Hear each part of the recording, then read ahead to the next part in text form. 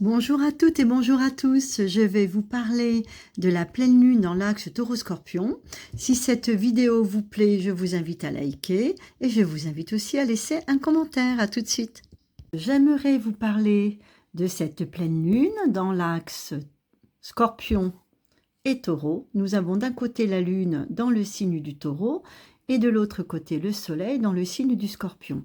Ce que l'on voit dans cette carte du ciel, c'est une quadruple conjonction, nœud sud en balance, le soleil, Mercure et Mars dans le signe du Scorpion, et en face, on a une quadruple conjonction entre le nœud nord en bélier, la lune, Jupiter et Uranus dans le signe du Taureau.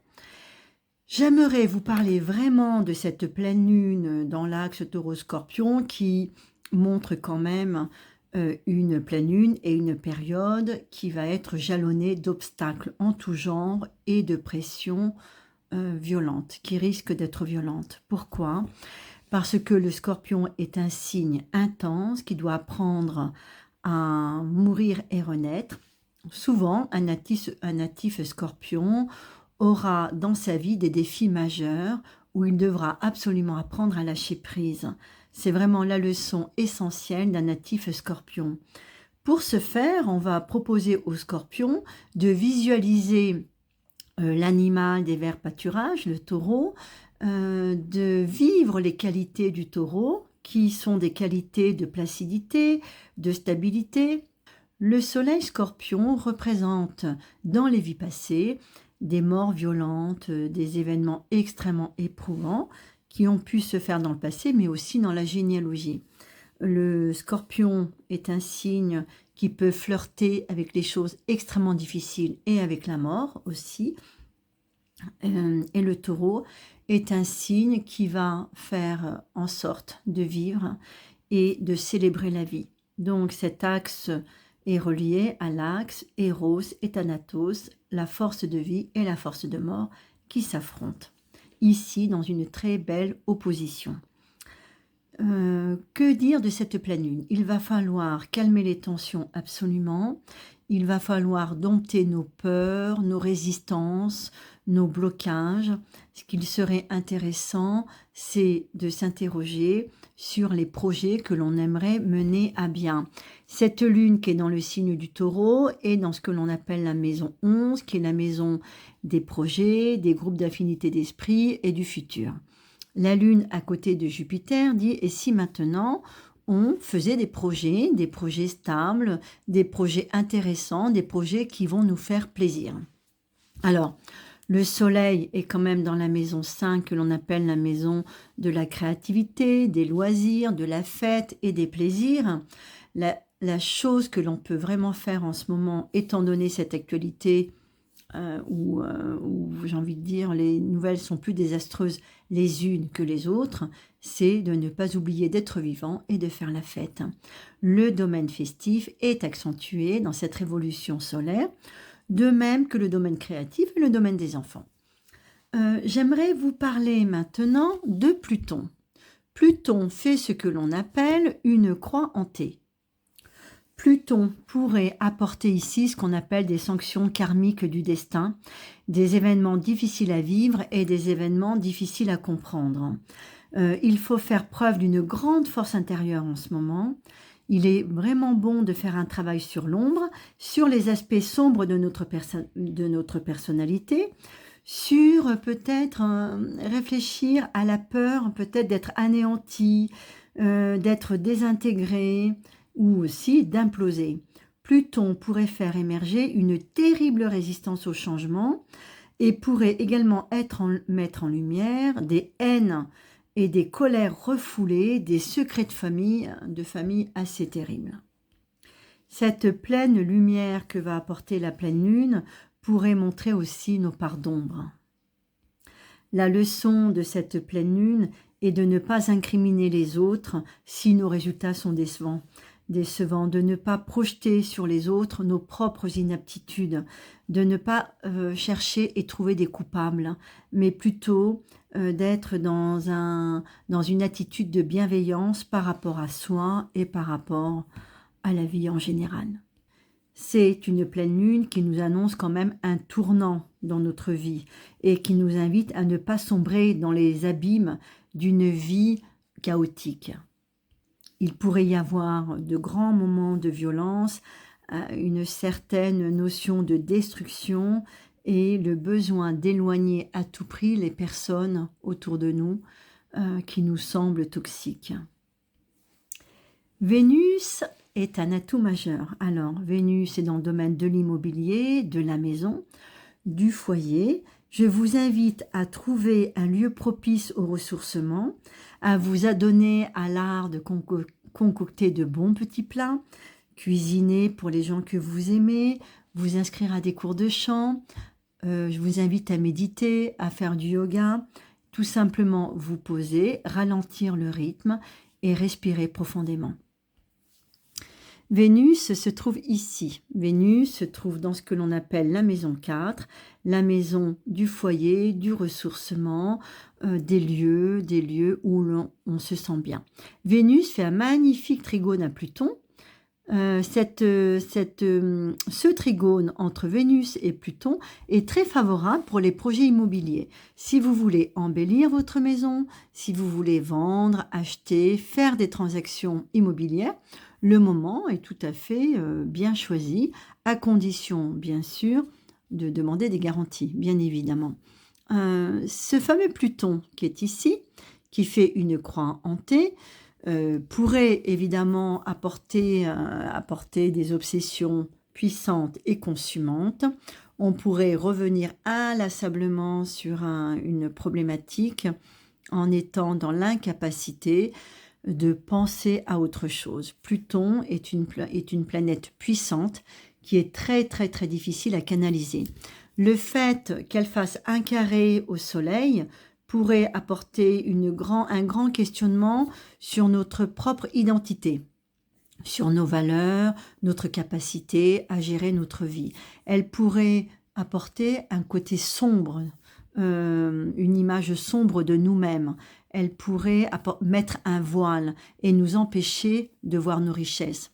Ou alors mettre en lumière toutes nos inaptitudes, tous nos défauts, tout ce qui nous semble un petit peu inadapté dans notre vie. Le fait que Pluton fasse un carré à la Lune, Pluton carré Lune, c'est quand même très difficile à vivre parce que ça peut clairement poser la question de la vie et de la mort. Certains d'entre nous pourraient avoir très peur de perdre un proche ou d'être confrontés à une sorte de deuil. Le deuil peut être aussi symbolique. Lune carré Pluton, en astrologie, on dit que ça peut être le décès ou une rupture totale ou tout simplement des non-dits qui sont mis en pleine lumière. Lune carré Pluton, sentiment tragique de la vie, peur de perdre quelqu'un, grand questionnement sur le sens même de la vie et de notre vie. Vous avez compris que cette pleine lune met l'accent sur une partie de nous qui doit absolument être mise en lumière, comprise, tout un pan de vie qui doit être compris, accepté, et la notion de pardon sera aussi très, très importante dans cette lunaison marquée par le Taureau et le Scorpion. Ce que l'on voit aussi dans ce thème de pleine lune, c'est l'ascendant dans le signe du Cancer. Cet ascendant Cancer nous invite à exprimer nos émotions à chaque heure du jour et de la nuit, à vivre les plaisirs simples de la vie. Le Cancer aime cuisiner, il aime inviter les gens qu'il aime autour d'un très bon repas.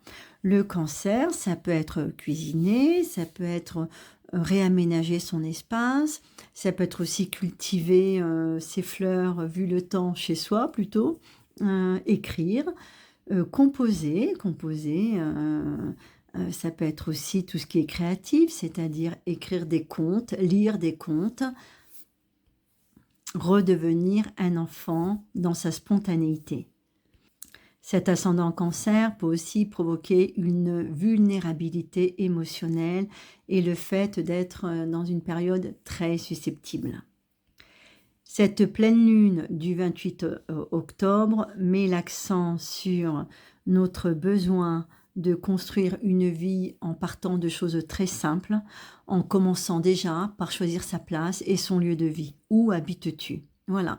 Si on devait poser une question de cette pleine lune, c'est bien celle-là. Où habites-tu?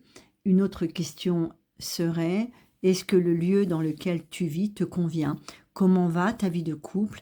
Le nœud sud en balance que l'on trouve ici nous dit, est-ce que tu en as pas marre de te mettre en quatre pour que tout aille bien?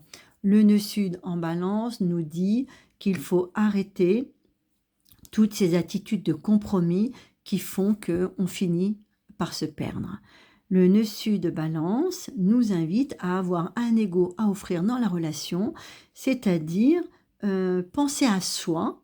La meilleure façon de vivre le couple, c'est de ne jamais s'oublier. Donc ce nœud sud balance, qui est vraiment ici, met l'accent sur la relation de couple, les relations en général, le besoin d'équilibre et de justice.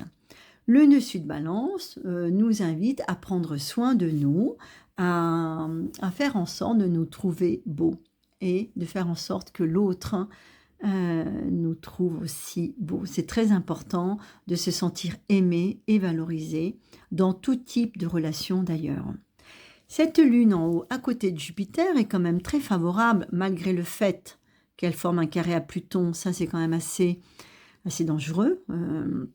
C'est pour ça que j'invite tout le monde à calmer les colères, à mettre vraiment beaucoup de bienveillance, à se mettre en retrait de toute situation conflictuelle, vraiment, parce que les actes pourraient être désobligeants. Enfin, on pourrait avoir une attitude qui dépasse nos pensées, on pourrait littéralement exploser et perdre le contrôle. Voilà, c'était vraiment ce que je cherchais. On pourrait perdre le contrôle, d'où l'intérêt de s'éloigner des situations qui nous font souffrir. Cette lune est quand même à côté de Jupiter, pas très loin d'Uranus. Là, on a Jupiter et là, on a Uranus, qui nous invitent quand même à vivre des réformes, des bouleversements, des changements. Si on ne peut pas aborder les changements maintenant, il faut commencer à y réfléchir et mettre un planning en place. De cette façon-là, cet axe taureau-scorpion, qui est quand même un axe de nettoyage, au moment où les feuilles mortes jonchent le sol de cet automne, qui est bel et bien là, la nature se prépare à accueillir les grands froids.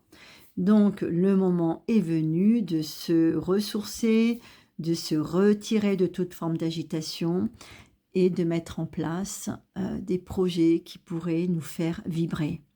Le cancer, l'ascendant cancer est quand même un signe qui est très très désireux d'être tout simplement bien dans sa vie privée. On a vraiment toutes les qualités humaines qui sont très importantes avec ce signe du cancer, les qualités d'amour, d'écoute, les qualités de vie, de vivre chez soi, des moments de bienveillance, se faire des petits cadeaux, faire des cadeaux aux gens qu'on aime, même si ce sont des cadeaux pas très importants, mais au moins leur montrer qu'on est là. Vénus dans le signe de la Vierge va nous permettre de faire le point d'une façon quand même très objective, de ralentir le rythme et de faire preuve vraiment de d'un côté très pragmatique. Voilà. Alors, on a aussi la part de chance dans le domaine du couple qui pourrait aider certains d'entre vous, d'entre nous, à construire la vie de couple. Parce que ce qui est bel et bien important dans la vie, c'est de ne pas rester seul, d'être accompagné, de se poser les questions sur la vie, mais sur ce qui est vraiment essentiel pour nous. C'est une pleine lune, j'ai envie de dire, qui ne triche pas. Voilà. Donc, aller à l'essentiel, faire ce que l'on aime, ne pas se soucier du qu'en dira-t-on et du regard des autres. Plus que jamais, on doit mettre en scène notre identité, que cela plaise ou non. Être soi-même, tout en étant, bien sûr, dans une certaine retenue. Parce que Si le nœud nord est dans le signe du bélier, le bélier est quand même un signe franc et direct, je vous invite quand même à ne pas l'être trop direct et être plutôt prudent et pondéré dans vos propos. C'était l'actualité de cette pleine lune dans l'axe Taureau-Scorpion, un axe de nettoyage, un axe extrêmement important pour se libérer des scories du passé. Je vous invite à me retrouver sur ma chaîne YouTube pour d'autres actualités planétaires. Vous pouvez également me retrouver au château de Royaumont, à Choisy-au-Bac pour des séances individuelles.